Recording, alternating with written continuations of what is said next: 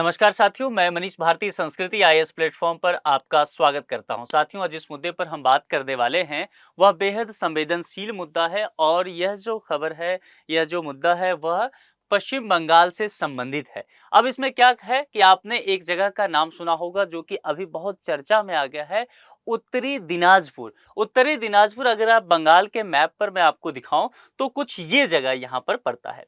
यह जो है वह साउथ दिनाजपुर है और ये जो है वह नॉर्थ दिनाजपुर पड़ता है और ये मामला यहीं पर हुआ है। यानी कि यहाँ पर जो ये भीड़ के द्वारा देखेंगे, एक महिला को सामूहिक तौर पर यहाँ पर पीटा गया है, ठीक है, और ये सरेआम ये चीजें हुआ है। इसके बाद जो है चीजें काफी वहां पर आप कह सकते हैं टेंस हो गया है। राज्यपाल उसमें अब आ गए हैं, वो एक्शन ले रहे हैं और वहाँ के राज्य सरकार से उन्होंने इस बात को लेकर के संज्ञान भी मांगा है कि भाई आप रिपोर्ट दीजिए किस तरह से मसला आया है।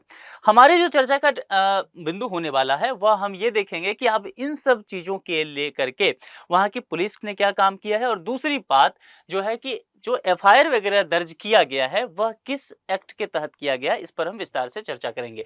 देखिए, आपके लिए उससे पहले एक सूचना है, संस्कृति आईएएस के द्वारा विभिन्न कोर्सेज पर जो कि यूपीएससी के कोर्स हैं और पीसीएस के कोर्स हैं, इस पर 75% तक का डिस्काउंट दिया जा रहा है और ये ऑफर जो है 5 से 12 जुलाई तक रहने वाला है। फिर से एक बार डेट नोट कर लीजिए, 5 से 12 जुलाई। यहाँ पर कॉन्टैक्ट नंबर दिया गया है 9555124124 या फिर sanskritIAS.com, ये वेबसाइट है, आप विजिट करके विस्तृत जानकारी लीजिए और फिर अपने मन मुताबिक के कोर्स में आप नामांकन ले सकते हैं। आज पिछले 2 दिन से आप देखेंगे न्यूज़पेपर में और आज के भी न्यूज़पेपर में, आप चैनल पे देख रहे होंगे, विभिन्न वेबसाइट पे ये खबर जो है पूरी तरह से चर्चा में बना हुआ है और खास करके इसलिए भी कि अब यह मुद्दा जो है राजनीतिक रंग लेता जा रहा है। क्योंकि कहा जा रहा है कि जिस व्यक्ति के जो व्यक्ति है जिसके द्वारा यह कृत्य किया गया है वह वहाँ के सत्तारूढ़ पार्टी जो है टीएमसी, तृणमूल कांग्रेस, उससे संबंधित है। वहाँ के एक विधायक का वह करीबी बताया जा रहा है, उसका नाम जो है तजमुल कहा जा रहा है और पुलिस ने कहा है कि अब उसे गिरफ्तार भी किया जा रहा है। देखिए, हाल ही में सोशल मीडिया पर एक वीडियो वायरल हुआ जिसमें लगभग 200 लोगों की भीड़ के बीच एक महिला को पीटा जा रहा है। आप ये देख रहे होंगे, इस तरह के ये तस्वीर जो है सोशल मीडिया पर वायरल हुआ है। हालांकि एक चीज मैं आपको और ये बता दूं कि अब जो ये लड़की है वह उसी व्यक्ति पर कार्रवाई करने की बात कह रही है जिसने इस वीडियो को बनाया और जिसने इसे अपलोड किया होगा, वायरल किया होगा। यानी कि उस लड़की ने कहा कि जब ये वीडियो बनाया गया तो मेरे मर्जी के खिलाफ था, मुझसे ये नहीं पूछा गया, इसीलिए मैं एक्शन ले रही हूं और पुलिस में उसने एफआईआर भी उस व्यक्ति के खिलाफ कराया है। यानी कि ये मसला जो है अब अलग तरह से, एक तरह से अब मुड़ता हुआ नजर आ रहा है। यह वीडियो जो है पश्चिम बंगाल के उत्तर दिनाजपुर जिले यानी कि इस्लामपुर क्षेत्र के लखीमपुर ग्राम पंचायत क्षेत्र चोपड़ा ब्लॉक का है। ये एड्रेस हो गया है वहां का।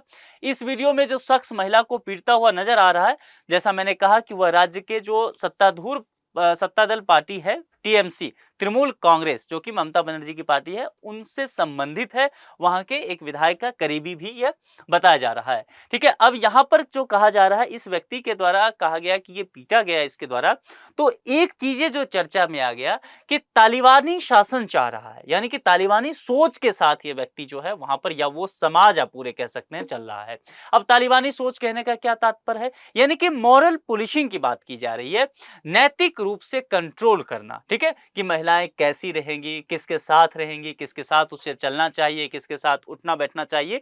तो इसलिए अब ये जो मुद्दा है ना, ये आगे बढ़ चुका है, ये डिबेट अब बहुत आगे बढ़ के ये सोशल जस्टिस का, सोशल इश्यूज का मुद्दा हो गया है कि क्या अब आज की तारीख में, हम जब 2024 में इस चीज को बात कर रहे हैं, 21वीं सदी में है, तब आज भी हम इस बात को लेकर के भारत जैसे देश में, जो लोकतांत्रिक देश है, जहां पर हर व्यक्ति को स्वतंत्रता का अधिकार दिया गया है, स्वच्छंद है अपनी बात को रखने के लिए, अपने कृत्य को करने के लिए, वहां क्या उसे कंट्रोल किया जाएगा और सामूहिक रूप पे किया जाएगा।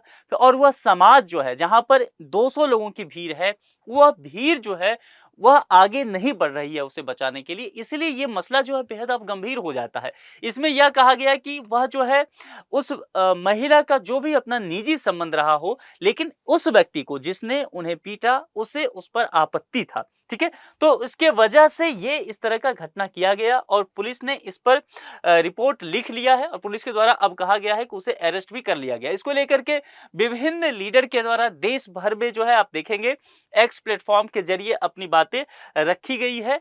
इस्लामपुर पुलिस डिस्ट्रिक्ट के द्वारा यहाँ पर कहा गया है कि उस व्यक्ति को अरेस्ट कर लिया गया है। यहाँ पर देखेंगे स्पष्ट तौर पर यह लिखा हुआ है कि उसे गिरफ्तार कर लिया गया है एक व्यक्ति, और जिसका नाम मैंने आपको पहले ही बताया कि तजमुल उसका नाम बताया जा रहा है, उसे अरेस्ट कर लिया गया है।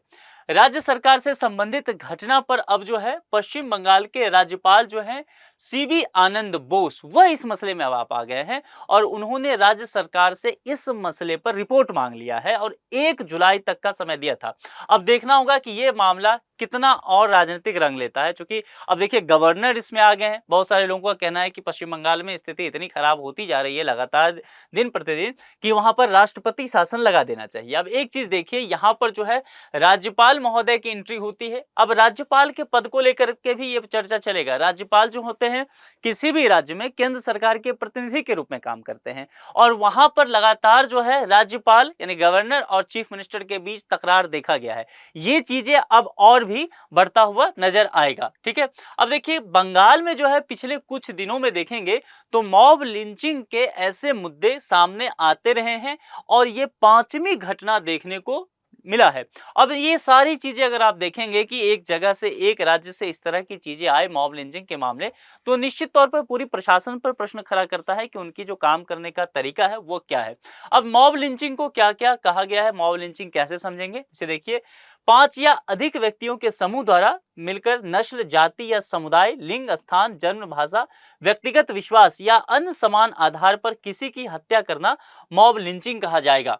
अब यहाँ पर देखिए पहले क्या था, आईपीसी की बात की गई, इंडियन पीनल कोड की बात किया गया, लेकिन आप जानते हैं 1 जुलाई से अब इंडियन पीनल कोड जो है वह अस्तित्व में है नहीं। अब क्या है, भारतीय न्याय संहिता यानी कि बीएनएस जो है वह आ गया है और बीएनएस का सेक्शन 1032 के तहत कुछ बातें कहा गया है। देखिए क्या है, भारतीय न्याय संहिता 2023 की धारा 103(2) में प्रस्तुत विशेष प्रावधान में मॉब लिंचिंग से संबंधित अपराधों को संबोधित किया गया है।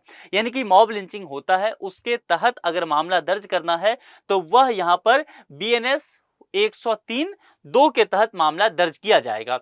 और क्या क्या इसमें बताया गया है, यदि 5 या अधिक लोगों की भीड़ द्वारा किसी व्यक्ति की हत्या, अब हत्या के कुछ आधार हो सकते हैं जैसे कि जाति हो सकता है, जन्म स्थान हो सकता है, भाषा भी हो सकता है, इस कृत्यों के द्वारा किया जाता है, तो फिर समझिए उस भीड़ के प्रत्येक सदस्य को ध्यान से देखना है, जो भी उस भीड़ में होंगे उस भीड़ के प्रत्येक सदस्य को मृत्युदंड या उम्र कैद की सजा एवं जुर्माना हो सकता है।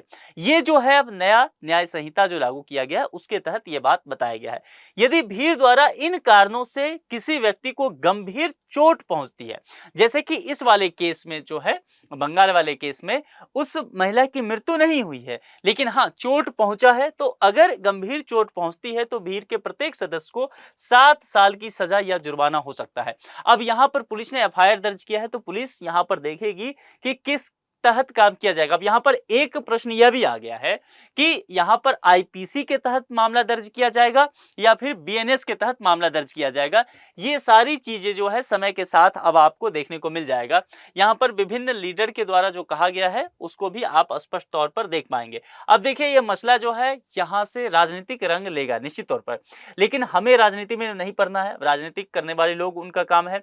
लेकिन यहां पर एक बात समझिए कि जो पश्चिम बंगाल में नेता प्रतिपक्ष हैं शुभेंदु अधिकारी, उन्होंने एक और वीडियो जारी किया और उस वीडियो में भी ये देखा गया कि मॉब लिंचिंग के मसले आए हैं। जैसा कि मैंने पहले भी बताया कि पिछले 10 दिन में इस तरह के 5 या 6 घटना आ गया है बंगाल से और राज्यपाल की एंट्री हुई है। तो आपको 2-3 चीजों पर ध्यान रखना है। राज्यपाल की पद हो गया, उनकी क्या शक्तियां हैं, इन सब चीजों पर आपको देखना पड़ेगा। इसके अलावा ये देखना पड़ेगा कि मॉब लिंचिंग को लेकर के क्या प्रावधान है। और दूसरा सबसे अहम बात, चूंकि देश में 3 नए आपराधिक कानून आ गया है, पुराने ब्रिटिश एरा का कानून को खत्म किया गया है, तो अब आपको यह भी समझना होगा कि आईपीसी के तहत ये सारा मामला चलेगा या बीएनएस के तहत मामला चलेगा। ये इन सब चीजों पर आप क्या सोचते हैं, कमेंट बॉक्स में अपने विचार से मुझे अवगत जरूर कराएं। आज के इस लेक्चर में इतना ही रखते हैं, किसी दूसरे लेक्चर में किसी दूसरे मुद्दे के साथ आपसे फिर मुलाकात होगी। अपना बेहद ख्याल रखिए, शुक्रिया।